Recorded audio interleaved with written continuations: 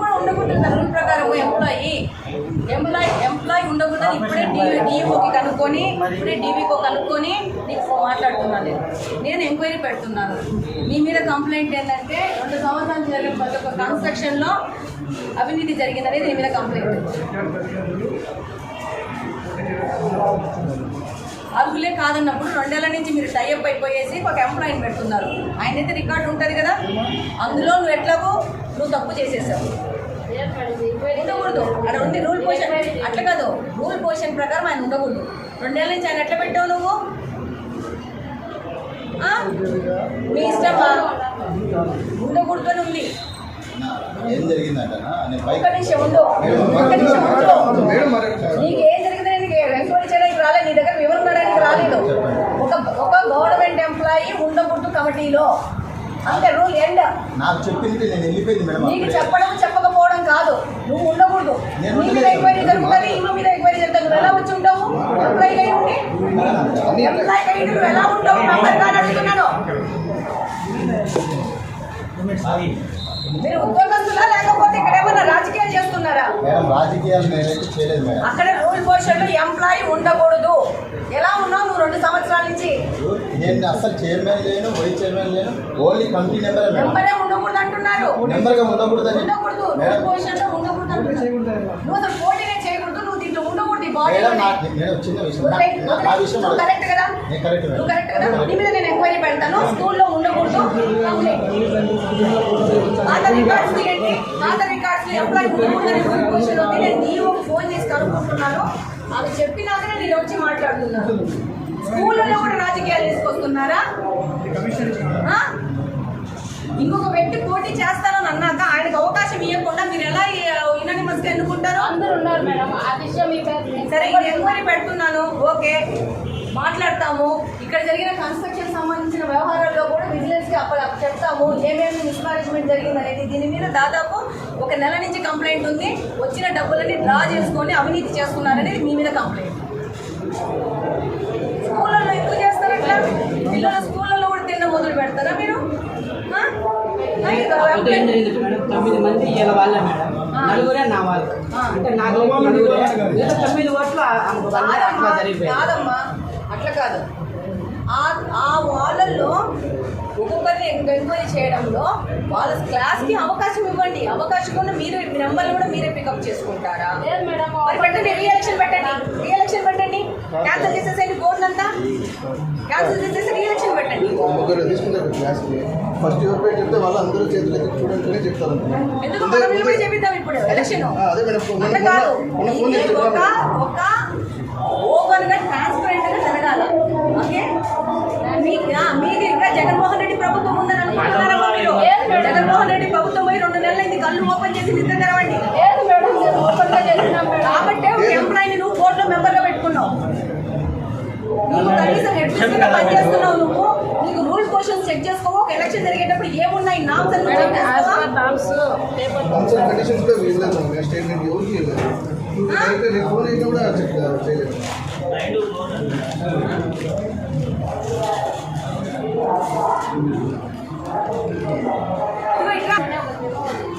Commissioner గారికి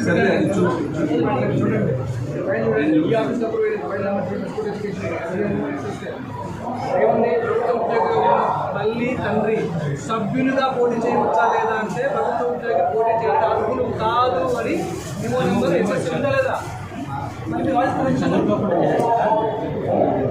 స్కూళ్ళలో కూడా రాజకీయాలు తీసుకొచ్చి స్కూళ్ళలో కూడా అండర్స్టాండింగ్ చేసి మ్యాచ్ ఫిక్సింగ్ చేయడం మొదలు పెట్టారనేది మీరు ఎక్కడికి వెళ్ళి ఉన్నతంగా ఎదిగారో అర్థం కావట్లే మాకు.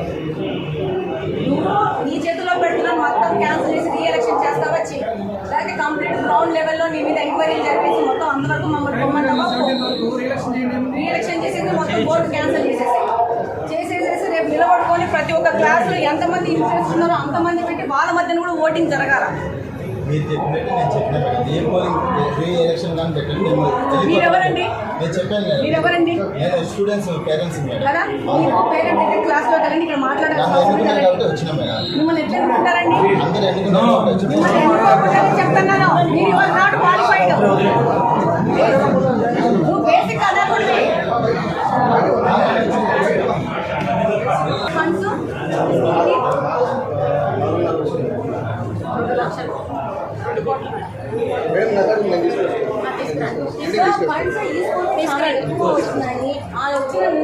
ఏం చేసినారు ఏమనేది ఎంక్వైరీ జరగాలా. నువ్వేం చేస్తావంటే కంప్లీట్గా రాసేసేసేసి ఫస్ట్ బోర్డు క్యాన్సిల్ చేయించండి, చేయించి కొత్త ఎలక్షన్ జరిపించండి. కొత్త ఎలక్షన్ జరిపించేసేసి మొత్తం ఎన్ని ఏళ్ళ నుంచి ఏ సంవత్సరం ఎంత వచ్చిందో మొత్తం తీయండి. రికార్డు నాకే చూపించాల్సిన రికార్డు ఓపెన్ చేస్తే వచ్చేస్తుందమ్మా, వచ్చేస్తుంది, నాకు కూడా వచ్చేస్తుంది. Okay, everything every minute every రూపాయి ఉంటుంది అలా. అందరికి ఇక్కడ ఏం కన్స్ట్రక్షన్ జరిగినారో దాని కాస్ట్ కూడా తీపిస్తారు. అర్థమైందా? మీరు ఈ విధంగా స్కూళ్ళలోకి వచ్చేసేసి స్కూళ్ళలో స్టూడెంట్స్ దగ్గర కూడా ఎంటర్ అయిపోయేసేసి స్కూళ్ళల్లో కూడా మ్యాచ్ ఫిక్సింగ్ చేసి కార్పొరేషన్ ఎన్నికలు చేయాలనుకుంటే ఎంత వెళ్తున్నారు మీరు ఎందుకు ట్రావెల్ చేస్తున్నారు? మీరు హెచ్ఎం కోర్స్ ఇచ్చినారా? మీకు ప్రతి ఒక్క స్టూడెంట్ పేరెంట్కి ఛాన్స్ ఇవ్వాలా, వాళ్ళ ప్రకారం ఉండాలి. మ్యాచ్ ఫిక్సింగ్ చేస్తారు క్లాస్లో 40 మంది 40 పెట్టి జరిగిందనే నీ మీద ఒక అభియోగము, నీ మీద అభియోగం ఎందుకు చేస్తాము.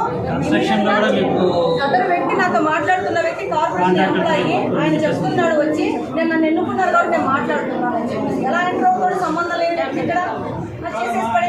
తీసుకున్నారా మీరు? తీసుకోవాలా ఎంప్లాయీ కాదని చెప్పేసి ఇచ్చినా లేదు? కేసు ఫైల్ చేయండి మీద చేసిన ప్రతి ఒక్క చర్య నేను పర్సనల్గా నేను ఎక్స్ప్లోర్ చేస్తున్నాను. ఆయన ఎంప్లాయీ అయ్యి ఉండి కూడా ఇక్కడ కోర్టులోకి వచ్చినాడు, దాని మీద ఫస్ట్ కేసు ఫైల్ చేయండి. ఆల్మోస్ట్ 10 years నుంచి ఎంప్లాయీ 10 years నుంచి ఇంకా ఎక్కువే ఉంది. కార్పొరేషన్ ఎంప్లాయీ తెలియదా? కామన్ అడుగుదా మేడం? బయట ఎంప్లాయీ కదా, కార్పొరేషన్ నెంబర్ కూడా ఉండకూడదు రూల్ ప్రకారం.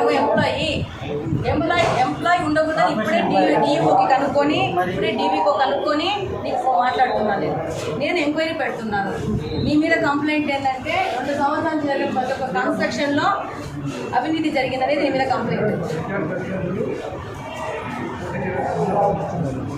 అర్హులే కాదన్నప్పుడు 2 ఏళ్ల నుంచి మీరు టైఅప్ అయిపోయేసి ఒక ఎంప్లాయీని పెడుతున్నారు. ఆయనైతే రికార్డు ఉంటుంది కదా, అందులో నువ్వు ఎట్లాగో నువ్వు తప్పు చేసేసావు. ఉండకూడదు అక్కడ ఉండి రూల్ పొజిషన్ అట్లా కాదు, రూల్ పొజిషన్ ప్రకారం ఆయన ఉండకూడదు. 2 ఏళ్ళ నుంచి ఆయన ఎట్లా పెట్టావు నువ్వు? మీ ఇష్టమా? ఉండకూడదు అని ఉంది. ఏం జరిగిందంటనా? ఒక్క నిమిషం ఉండు, ఒక్క నిమిషం ఉండు. నీకు ఏం జరిగిందని నీకు ఎంక్వైరీ చేయడానికి రాలేదు, నీ దగ్గర వివరించడానికి రాలేదు. ఒక గవర్నమెంట్ ఎంప్లాయీ ఉండకూడదు కమిటీలో, అంతే రూల్ ఎండ్. నాకు చెప్పింది నేను వెళ్ళిపోయింది మేడం. నీకు చెప్పడం చెప్పకపోవడం కాదు, నువ్వు ఉండకూడదు. నీ మీద ఎంక్వైరీ జరుగుతుంది, ఇల్లు మీద ఎంక్వైరీ జరుగుతుంది. నువ్వు ఎలా వచ్చి ఉంటావు? ఎంప్లాయీ అయి ఉండి నువ్వు ఎలా ఉంటావు? నంబర్ కానీ అడుగుతున్నాను. మీరు ఉద్యోగస్తులా లేకపోతే ఇక్కడ ఏమన్నా రాజకీయాలు చేస్తున్నారా? మేడం రాజకీయాలు నేనైతే చేయలేదు మేడం. అక్కడ రూల్ పొజిషన్లో ఎంప్లాయీ ఉండకూడదు. ఎలా ఉన్నావు నువ్వు 2 సంవత్సరాల నుంచి? నేను అసలు చైర్మన్ లేను, వైస్ చైర్మన్ లేను, ఓన్లీ కమిటీ నెంబర్. నెంబరే ఉండకూడదు అంటున్నారు. నెంబర్గా ఉండకూడదు ఉండకూడదు, రూల్ పొజిషన్లో ఉండకూడదు అంటున్నారు. నువ్వు అసలు పోటీనే చేయకూడదు, నువ్వు దీంట్లో ఉండకూడదు. ఈ బాడీ మేడం నేను చిన్న విషయం నా విషయం నువ్వు కరెక్ట్ కదా? నేను కరెక్ట్ నువ్వు కరెక్ట్ కదా? నీ మీద నేను ఎంక్వైరీ పెడతాను. స్కూల్లో ఉండకూడదు. పాత రికార్డ్స్ తీయండి, పాత రికార్డ్స్ ఎంప్లాయీ ఉండకూడదని రూల్ పొజిషన్ ఉంది. నేను DOకి ఫోన్ చేసి కనుక్కుంటున్నాను. అది చెప్పినాకనే నేను వచ్చి మాట్లాడుతున్నాను. స్కూళ్ళలో కూడా రాజకీయాలు తీసుకొస్తున్నారా?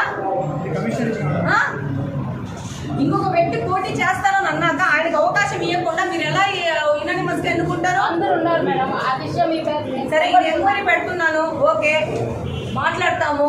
ఇక్కడ జరిగిన కన్స్ట్రక్షన్ సంబంధించిన వ్యవహారాల్లో కూడా విజిలెన్స్కి అప్పుడు చెప్తాము ఏమేమి మిస్మేనేజ్మెంట్ జరిగింది అనేది. దీని మీద దాదాపు 1 నెల నుంచి కంప్లైంట్ ఉంది. వచ్చిన డబ్బులన్నీ డ్రా చేసుకొని అవినీతి చేస్తున్నారనేది మీ మీద కంప్లైంట్. స్కూళ్ళల్లో ఎందుకు చేస్తారు అట్లా? పిల్లల స్కూళ్ళల్లో కూడా తిన్న మొదలు పెడతారా మీరు? అప్పుడు ఏం జరిగింది మేడం? 9 మంది ఇలా వాళ్ళే మేడం, 4 నా వాళ్ళు. అంటే నాకు 9 ఓట్లు అట్లా జరిగిపోయింది. కాదమ్మా, అట్లా కాదు. ఆ వాళ్ళల్లో ఒక్కొక్కరిని ఎంక్వైరీ చేయడంలో వాళ్ళ క్లాస్కి అవకాశం ఇవ్వండి. అవకాశం కూడా మీరు నెంబర్లు కూడా మీరే పికప్ చేసుకుంటారా? లేదు మేడం, మరి పెట్టండి, రీఎలక్షన్ పెట్టండి, రీఎలక్షన్ పెట్టండి. క్యాన్సిల్ చేసేసేయండి, బోర్డు అంతా క్యాన్సిల్ చేసేసి రీఎలక్షన్ పెట్టండి. ముగ్గురు తీసుకుంటారు క్లాస్కి. ఫస్ట్ ఎవరి పేరు చెప్తే వాళ్ళు అందరూ చేతులు ఎత్తి చూడండి చెప్తారు. ఎందుకు మనం కూడా చెప్పిద్దాం ఇప్పుడు ఎలక్షన్. అదే మేడం అంటే కాదు, ఒక